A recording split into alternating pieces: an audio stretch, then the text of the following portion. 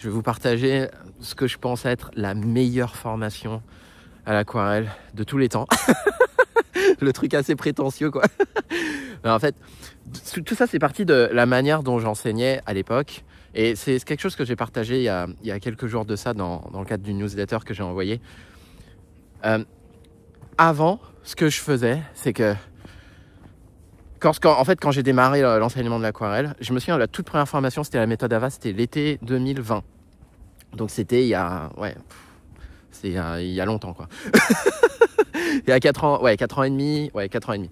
Et en fait, j'avais imaginé tout le truc de il faut que les élèves ils puissent faire des trucs de fou. J'avais fait un super ciel, j'avais balisé tout ça avec des super exercices. Et cette formation, elle avait très bien marché à l'époque. En tout cas, pour la taille de l'audience que j'avais à l'époque, c'était un carton. Et j'ai eu aussi plein de super retours par rapport à ça. 4 ans et demi plus tard, je me rends compte à quel point c'était... Alors, je dirais pas prétentieux ou arrogant, mais c'était quand même assez présomptueux, assez osé de ma part, assez audacieux de ma part, on va dire, de prétendre savoir quels étaient les problèmes que les élèves allaient rencontrer. Et ça, je m'en suis rendu compte. En fait, j'ai réalisé ça, c'était il y a quelques semaines de ça, lors d'un live avec les élèves, où là, je vois à un moment, on essaie de peindre une route, et donc je dis, attendez, pour les couleurs, je vous conseille de regarder du côté des gris, parce que la route était grise, sur la photo en tout cas, et c'était un gris qui était assez chaud. Donc je dis, voilà, vous faites un lavis dégradé. J'ai expliqué le lavis dégradé avec certaines couleurs, du bleu outre-mer, de la terre de Sienne. Et non, je suis même pas sûr d'avoir utilisé la terre de Sienne.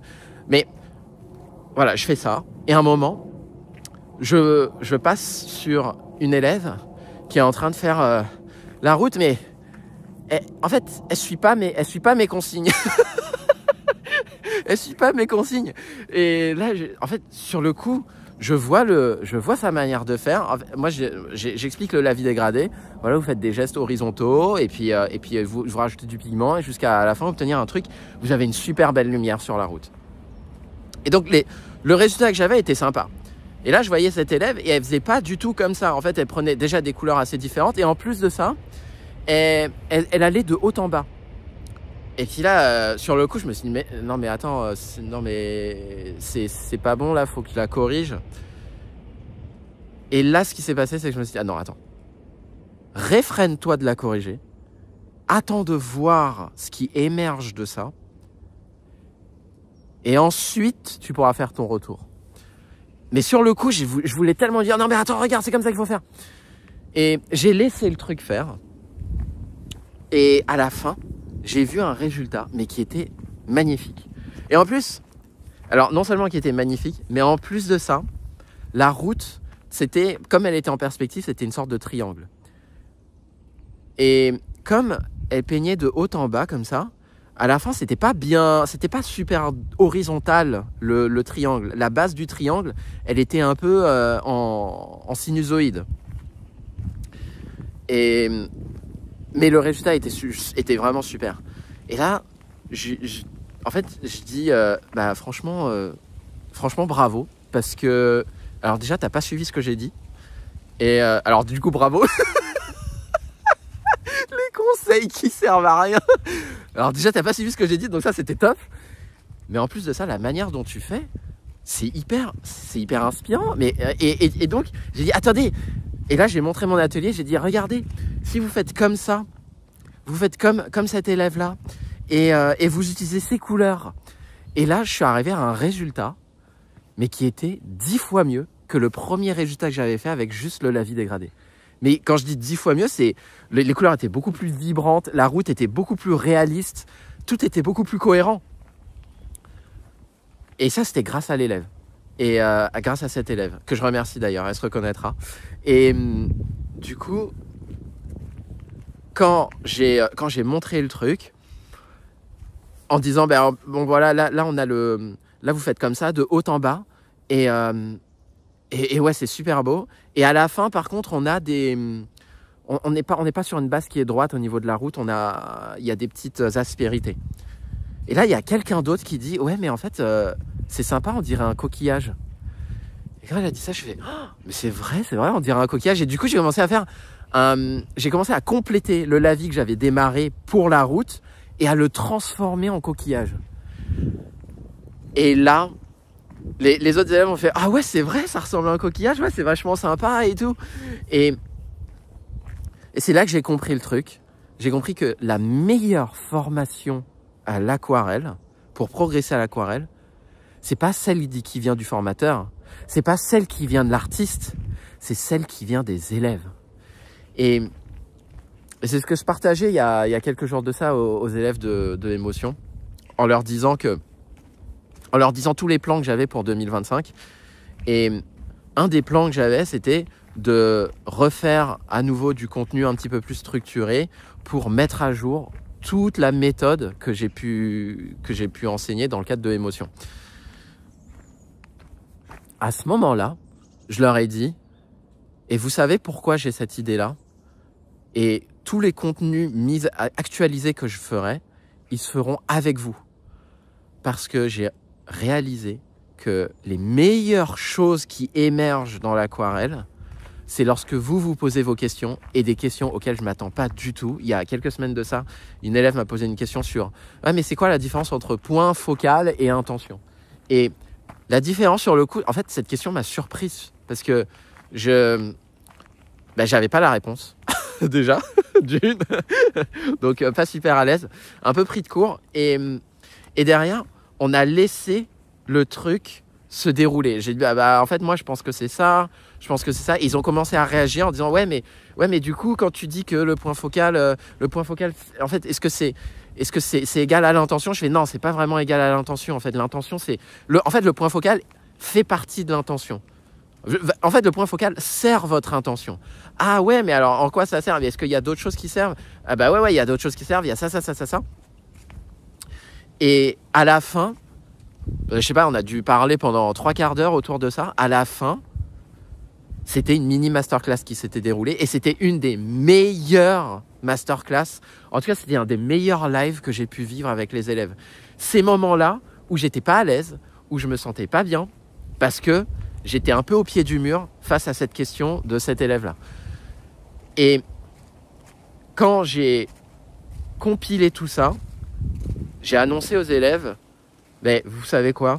Le contenu à partir d'aujourd'hui, ça va être un contenu organique. On va laisser émerger vos problématiques de manière organique et je vais tenter d'y répondre de manière organique. On va faire des lives et autour de ces lives-là, on va partir de vos problématiques qui sont celles de la réalité, qui ne sont pas celles que moi je rencontre lorsque je peins.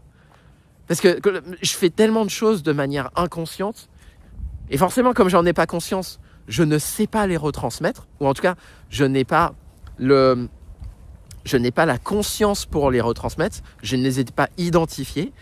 Mais lorsque je vois les élèves peindre, là, je comprends. Ah oui, mais en fait, tu rencontres telle difficulté. Bah, du coup, essaye ça. Ah, mais là, j'y arrive pas. Ah, bah, attends, essaye. Ah ouais, parce que moi, je suis gaucher. Bah, attends, essaye de le faire comme ça. Ah ouais, là, ça marche.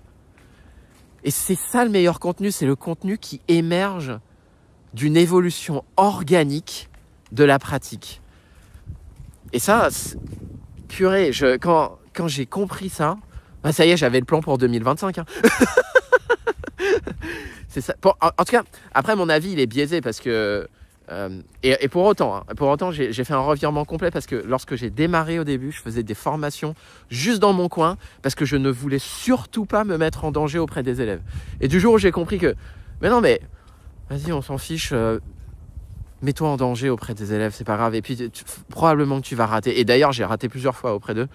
Et à chaque fois, ils ont été indulgents. À chaque fois, ils ont été tolérants. À chaque fois, ils m'ont pas jugé autour de ça. Et du coup, à chaque fois, ça a renforcé ma conviction de bah si, vas-y, fais les lives. Et là, encore plus avec ce qui vient de se passer, avec cette histoire de coquillage qui vient d'une route, avec cette histoire d'intention et de point focal qui a permis de créer une mini masterclass. Et même réfléchissez aussi au moment où vous avez eu vos plus grosses prises de conscience. Est-ce que c'était dans un moment où vous avez préparé le truc en vous disant oh, bah, attends, là je vais voyager à tel endroit, je vais me mettre sur telle plage et là je vais avoir telle révélation. Ça marche pas comme ça en fait. Les plus belles prises de conscience, elles se font d'une manière organique lorsque on a lâché l'attente qu'on devait vivre quelque chose d'une certaine manière. Et pendant des années, je me suis enfermé dans ce cadre-là de vas-y, il faut que tu fasses des formations, il faut que tu fasses de telle manière, il faut que ce soit beau, il faut que tu communiques de telle manière, il faut que tu vendes ce que tu proposes de telle manière. Sans voir que je m'étais complètement coupé de toute cette évolution organique de la vie. En fait, parce que ce qui se passe à l'aquarelle, c'est exactement ce qui se passe dans la vie. À partir du moment où vous lâchez l'attente que ça doit se passer d'une certaine manière et que vous laissez à ce moment-là émerger les trésors que la vie peut vous offrir, c'est là que les plus belles choses se passent. Et c'est ça, pour moi, c'est ça la meilleure formation de la vie, en fait, même au-delà de l'aquarelle. C'est la meilleure formation de la vie possible. Et ça, en fait, je l'ai compris, mais il y a vraiment pas longtemps de ça, quoi. Et quand j'ai partagé ça aux élèves, alors moi, je me disais, bah non, ça va être... ça va être un peu déstructuré, un peu plus déstructuré que ce que j'ai l'habitude de faire. Ils m'ont dit non, franchement c'est top. Franchement c'est top, j'ai hâte de voir ce que tu vas proposer en 2025. Et ça pour moi c'est un des meilleurs retours que je puisse avoir pour savoir quelle est la meilleure formation pour progresser à l'aquarelle. C'est celle qui vient directement des élèves. C'est celle où j'arrête d'imaginer, de penser, tiens, ils ont tel problème, je pense qu'ils ont tel problème. Pour moi, je pense qu'ils ont tel problème. En fait, c'est un problème de motivation qu'ils ont. Mais non, parce que du point de vue de l'élève, de votre point de vue, c'est peut-être pas un problème de motivation, vous êtes ultra motivé, mais vous avez un autre souci. Et ça, c'est mon rôle de l'identifier. Mon rôle, il est là, c'est de l'identifier. Mais derrière, le rôle de l'élève, et ça, je ne le voyais pas jusqu'à présent, c'est de créer ce contenu de manière organique. En tout cas, de proposer des pistes organiques pour avancer. Et là, les solutions les plus innovantes émergent. Ce qui fait que Et puis, en fait, j'avais vu des commentaires sur le groupe WhatsApp de Émotion où il y a des élèves qui disaient non, mais en fait, moi, mon prof m'a demandé de peindre des pots pendant... Et là, moi, j'ai même une amie qui suit des cours et puis là, en fait, son prof lui demande de peindre que des pots. Ouais, mais en fait, parce qu'il y a une certaine manière de faire. Alors que si on part de ce que vous souhaitez et autour de ça, on construit le contenu qui va vous permettre de progresser et que vous testez. Ah bah tiens, solution numéro 1, tu peux tester. Ouais, bah je teste. Non, mais en fait, ça marche pas. Ah, ok, bon, bah vas-y. Solution numéro 1 bis. Change juste ça. Est-ce que ça fonctionne? Non, ça marche pas non plus. Ok, bah tiens, j'ai une autre idée. Vu comment tu as réagi dans la solution numéro 1 bis, teste la solution numéro 2 parce que je pense qu'elle s'adapte à la manière dont toi, tu tiens ton pinceau. Ah ouais, là, ça fonctionne un petit peu mieux, mais c'est pas toujours pas ça. Ok, une solution numéro 2 bis, on fait une petite variante. Essaye comme ça. Ah ouais, mais là, ça fonctionne bien. Mais ça, on ne peut pas le créer. En fait, je ne peux pas le créer tout seul dans mon coin. J'ai besoin des élèves. C'est ça, la meilleure formation. En tout cas, mon avis, il est complètement biaisé. Mais c'est une conviction que j'ai pu construire là sur ces derniers jours qui va annoncer tout ce qui va se passer pour l'année 2025. Ouais, bah, j'espère que cette vidéo vous a plu et je vous dis à très vite.